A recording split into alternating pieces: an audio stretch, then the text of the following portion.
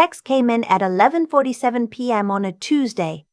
I know the exact time because I still have the screenshot saved in a folder on my phone labeled Evidence. I've looked at it maybe 100 times since then. Not because I need to, just because sometimes I need to remind myself that I didn't imagine any of it. You need to handle this quietly. Family doesn't air its dirty laundry. If you go to your employer about this, I will make sure they know what kind of person you really are. Cover what your brother owes or lose everything you've built. Your choice. That was my stepfather's message. I read it twice. Then I set my phone face down on the kitchen counter, walked to the window, and stood there watching the parking lot lights for a long time. My hand was completely steady. I think that surprised me more than the message itself. Let me back up, because none of this makes sense without the part that came before it. I'm a credit analyst, have been for 6 years. I work for a regional bank, and my job, the actual, literal job I get paid to do, is to look at financial records and figure out when something doesn't add up. I'm good at it. I was promoted twice before I turned 30. My manager once told me I had the sharpest eye for inconsistency she'd ever seen on her team. I say this not to brag. I say this because you need to understand the specific, spectacular irony of what my brother did. His name is, well, I'll call him my brother, because that's what matters here, not his name. He's 4 years older than me. We grew up in the same house after my mother married my stepfather when I was 9. My brother is my stepfather's son from a previous relationship, so we're not blood, but we grew up together. Same dinner table, same holiday mornings, same mother, more or less. He always had an angle. That's the most honest way I can describe him. Not malicious exactly, just always looking for the easier path, the shortcut, the way to get something without having to earn it directly. My stepfather thought it was charm. My mother thought it was creativity. I thought it was exhausting, but I was the youngest and the only girl, so my opinion on most things was treated like background noise.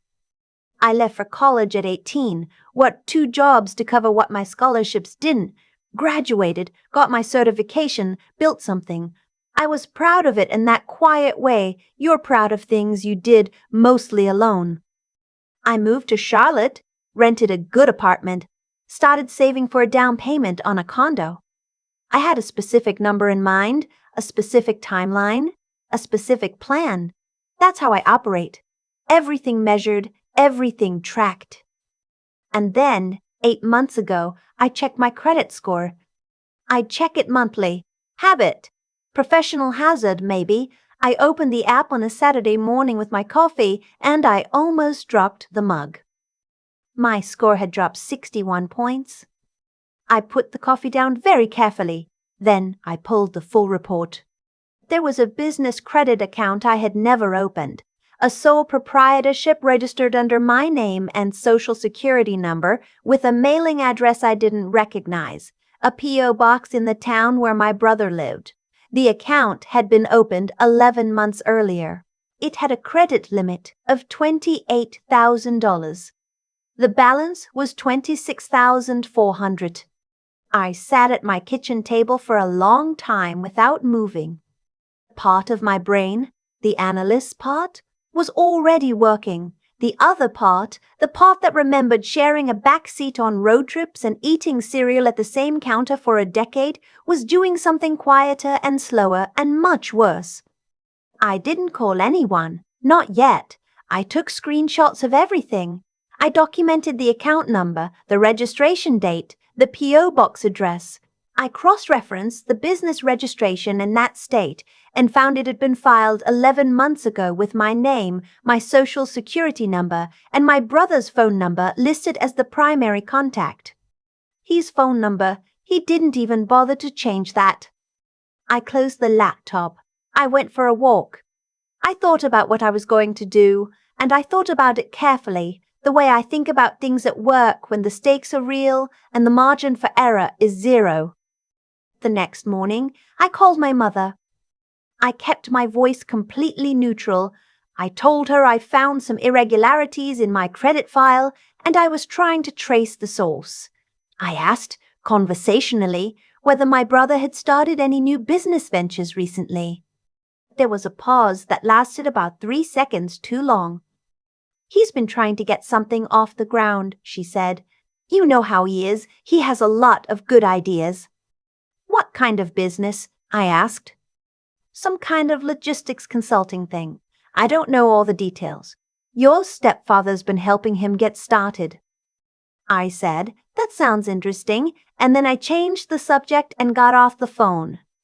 So my stepfather knew. I sat with that for a while. Then I made an appointment with a fraud attorney for the following Thursday. Here's what I want you to understand about the next several weeks, because I think this is the part people don't talk about enough. I didn't cry. I wanted to, but the feeling that kept coming instead was something colder and heavier.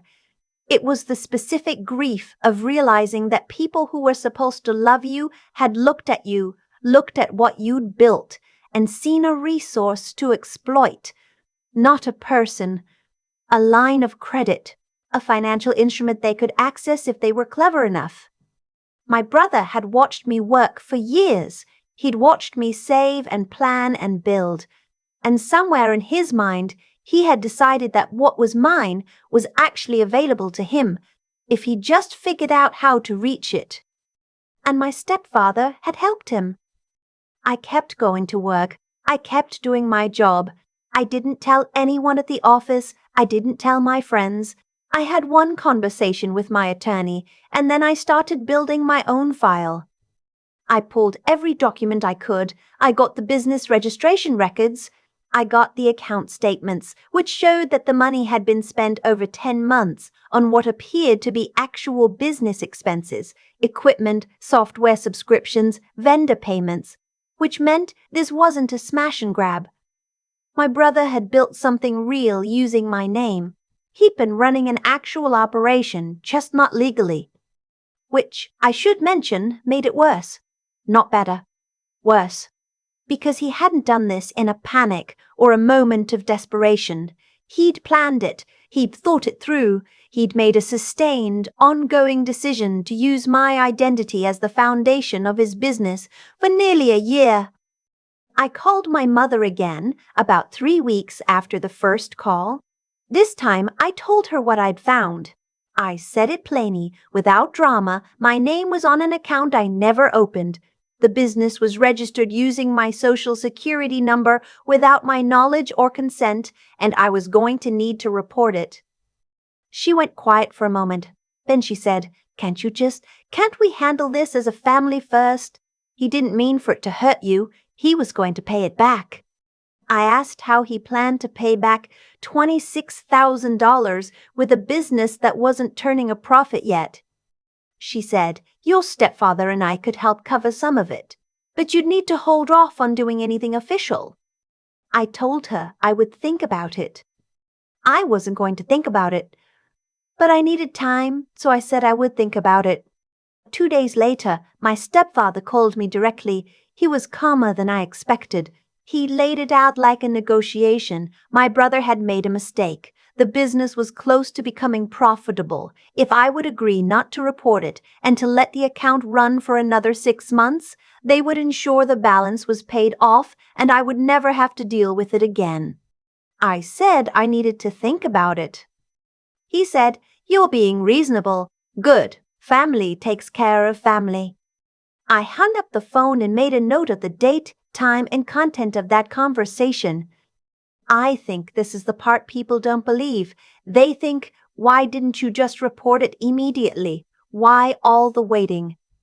Because I wanted the full picture.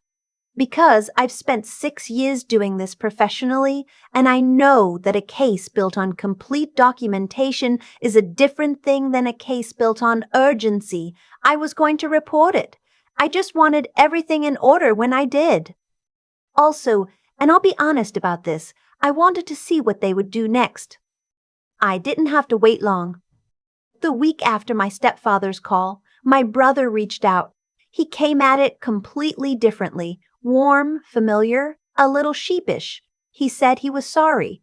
He said he was sorry. He said he knew it was wrong. He said he'd been desperate and he'd made a terrible decision and he was ashamed.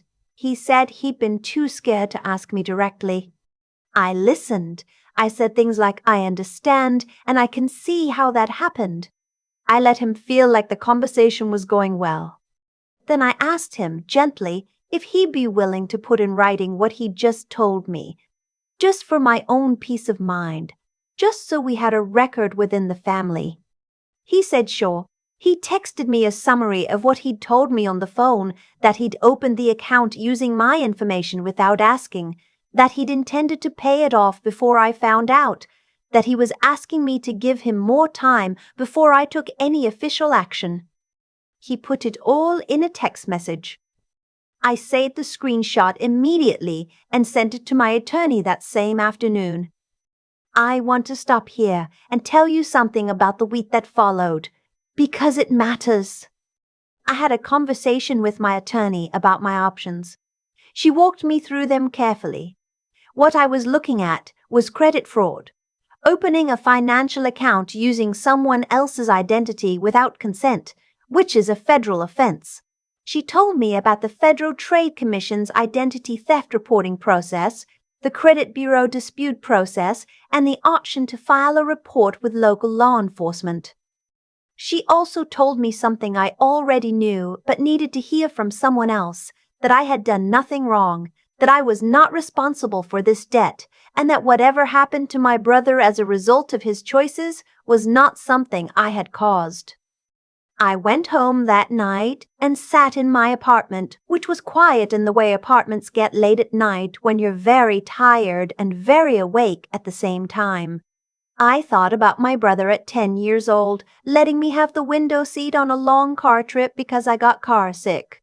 I thought about how those two things, that kid and what he'd done, could both be true simultaneously. I cried a little then, just once. Then I stopped and made a list of everything I needed to do. I submitted the FTC identity theft report online. It took about 40 minutes. I filed disputes with all 3 credit bureaus, attaching the documentation I'd gathered. I included the business registration records, the account statements, and, importantly, my brother's text message.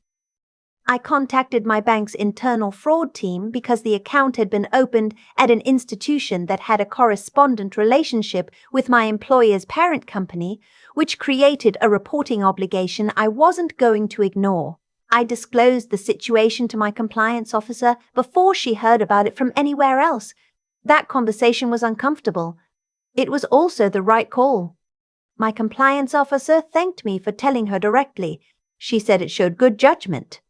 I didn't tell her that I'd been coached to do exactly this kind of disclosure by 6 years of working in the industry. I just said, of course. I did not tell my stepfather any of this. I did not tell my mother. I did not tell my brother. I answered their check-in texts with, still thinking through things and trying to figure out the best path forward. They all seemed satisfied with that. The night my stepfather sent the threat, I had just gotten off a call with my realtor. I'd been pre-approved for a mortgage 3 weeks earlier. The dispute process had moved faster than I expected, partly because the documentation I submitted was thorough enough that the bureaus didn't need to go back and forth. The fraudulent account had been removed from my credit report. My score had recovered fully. The process had worked the way it was supposed to work, because I'd treated it like a professional matter from the beginning. My realtor had called to tell me there was a unit I'd liked that was back on the market. She wanted to move quickly. I said I'd look at it that weekend. Then, 20 minutes later, my stepfather's message came in. You need to handle this quietly. Family doesn't air its dirty laundry. If you go to your employer about this, I will make sure they know what kind of person you really are. Cover what your brother owes or lose everything you've built. Your choice. He didn't know I'd already talked to my compliance officer. He didn't know the report had already been filed. He didn't know the fraudulent account had already been removed. The investigation was already underway, and his son had already texted me a written confession. He was threatening me with consequences that had already happened. I went to bed that night and slept better than I had in weeks. My attorney contacted me 8 days later. My brother had been interviewed by investigators. He had apparently been under the impression that the matter was still within the family and was not prepared for the federal identity theft inquiry that had been opened based on my FTC report and the documentation I'd submitted. The situation with my employer had also been formalized, not as a mark against me, but as an official record that I had self-disclosed and cooperated fully from the beginning. I'm not going to tell you exactly what happened to my brother legally because that's still ongoing, and my attorney has advised me not to discuss specifics. What I will tell you is that the text message he sent me, the written admission, made certain things very difficult for him to deny. My stepfather called me the morning after the investigators visited my brother. He was not calm this time. He was loud in a way I don't think he expected to be, the way people get loud when they've suddenly understood that a situation they thought they controlled has been outside their control for much longer than they realized. I let him talk. When he was done, I said, I reported a federal crime that was committed against me. I disclosed it to my employer before it could become a conflict of interest. I cooperated with every investigation. I'm not sure what you expected. He said, you destroyed your own family. I said, I didn't open a fraudulent account. I didn't threaten to harm someone's career through text message. I didn't help cover up a financial crime. I reported what was done to me, and I protected myself. Those are different things. He hung up. My mother and I haven't spoken since. I've thought about that a lot. There are days when the silence feels clean, and there are days when it feels like standing in a room where the furniture used to be, adjusting to an absence that is both a relief and a loss at the same time. I don't think those two things cancel each other out. I think you can grieve something and still know it was right. I closed on my condo 6 weeks after the investigation began. It's on the 4th floor. There's a window in the kitchen that gets sun in the morning, which I didn't know I needed until I had it. I kept my job. I kept my credit score. I kept every document I ever made during those months, still filed neatly in a folder on my desktop. I probably won't need them again, but I'm a credit analyst. Old habits. There's one more thing I want to say, because I've seen the question come up in similar stories, and I want to answer it directly. People ask, how did you stay so calm? How did you not confront them sooner? How did you keep going to work and acting normal while all of this was happening?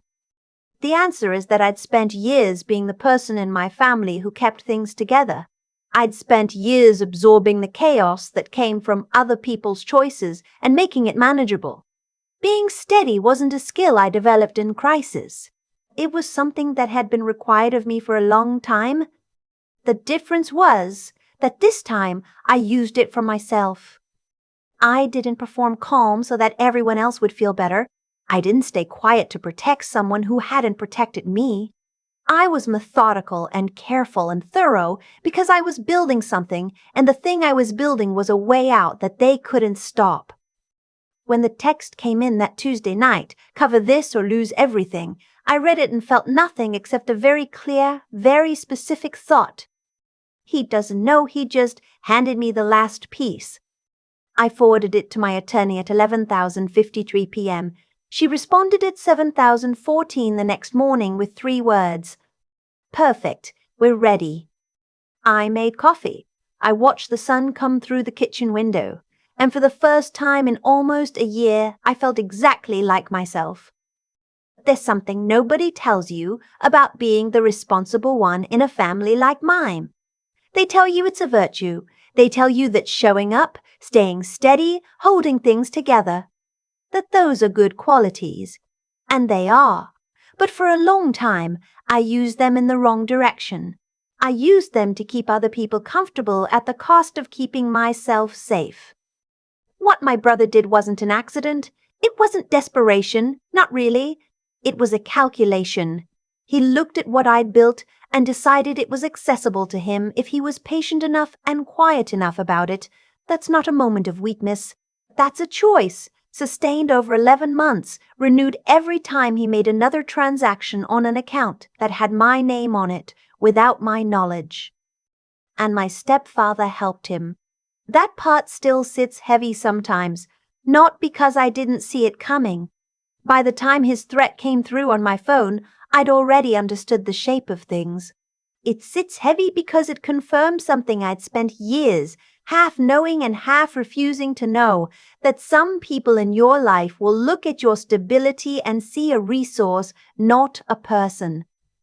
What I did in the months between finding that fraudulent account and the morning my attorney said we're ready, that was the clearest thinking I've ever done.